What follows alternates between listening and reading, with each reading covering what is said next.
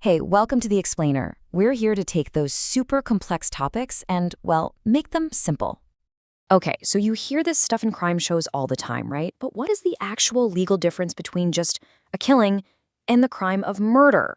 This isn't just semantics. We're talking about the difference between a decade in prison and maybe never getting out. All right, here's how we're going to tackle this. Think of it like we're building a legal pyramid. We'll start with the foundation, the base concept, and then build our way up to the really specific stuff. Okay, first things first, let's lay that groundwork. Because before you can even think about a murder charge, you have to understand this foundational idea the law calls culpable homicide. So what is it? Well, you can think of it as this big, broad bucket for any killing that isn't just a pure accident. The key thing here is the state of mind. You either intended to cause some kind of harm, or you just knew that what you were doing was dangerous enough that it could kill someone. The law actually has this classic example to make it super clear. So picture this. Someone, let's call them A, goes and digs a pit and covers it with sticks. They're not trying to get anyone in particular, but they know for a fact that if someone falls in, it could be deadly. And what happens? Yep, an unsuspecting person, Z, comes walking along, thinks the ground is solid, and falls right in. It's a tragic outcome, and it's a direct result of that trap. And boom, that's culpable homicide. See, A didn't have a plan to kill Z specifically, but they acted with the knowledge that death was a very likely outcome of their actions. And that knowledge, that's the absolute key here. Okay, so we have our foundation, right? Culpable homicide. So how do we get from that to the much more serious charge of murder? Well, this is where we have to dig even deeper into the offender's state of mind. Now, this is probably the single most important thing to get your head around in this whole explainer. All murder is culpable homicide, but not all culpable homicide is murder. You can think of it like two circles. Culpable homicide is the big circle, and murder is a smaller, way more serious circle right in the middle of it. So the law lays out 4 specific conditions that can upgrade the charge to murder. And what you'll notice is how the language gets way, way more intense. We go from the word likely to cause death to things like the offender knows it's likely, or that the injury is sufficient in the ordinary course of nature to cause death. The bar for certainty just gets raised higher and higher. And that 4th condition is a wild one. Here's the classic example. Someone, for no good reason, fires a loaded cannon into a crowd and kills somebody. The act itself is so outrageously dangerous, so reckless, that the law just says, yep, that's murder. It doesn't even matter if they were aiming at one specific person. So if we boil it all down, what's the real difference? It's all about probability.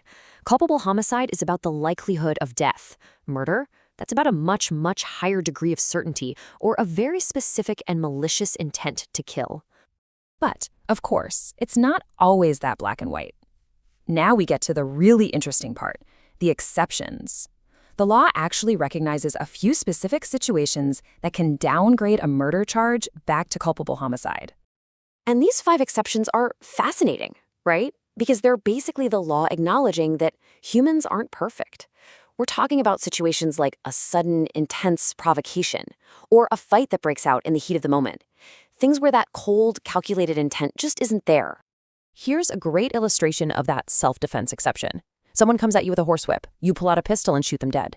Now, did you have a right to defend yourself? Yes. But was a pistol against a whip excessive force? The law says it was. But because it happened in that split second, without a pre-planned decision, it gets de-escalated.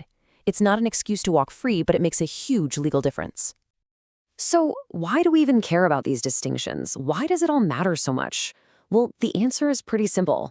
The punishment. All these labels we've been talking about, they lead to massively different, life-changing outcomes. I mean, just look at this. The chart says it all. The consequences are worlds apart. For murder, you're looking at a minimum of life in prison, all the way up to the death penalty. But with culpable homicide, while it's still incredibly serious, the sentencing can start much, much lower. And both are in a completely different universe than, say, death by negligence. Okay, but what about when someone tries to commit murder but fails? This brings up a really cool legal puzzle. At what point does a crime actually begin? So let's go back to our friend A. He decides he wants to murder Z. So he goes out, buys a gun, and loads it. He has the intent, right? He's taken some steps, but has he actually committed the crime of attempt to murder yet? Where is that line? And the answer is not yet. Buying and loading the gun, that's still just preparation. The crime of attempt happens when he takes that final step, when he aims and fires the gun at Z. That's the attempt. And it doesn't matter if he misses. That act itself is the crime, and it's punished very seriously. So, at the end of the day, what's the big takeaway from all of this? It's actually pretty simple. In the eyes of the law, the line between an unlawful killing and the specific crime of murder isn't about the weapon used or even the result. It's all about what was going on in the offender's mind. Intent and knowledge. That's the whole ballgame.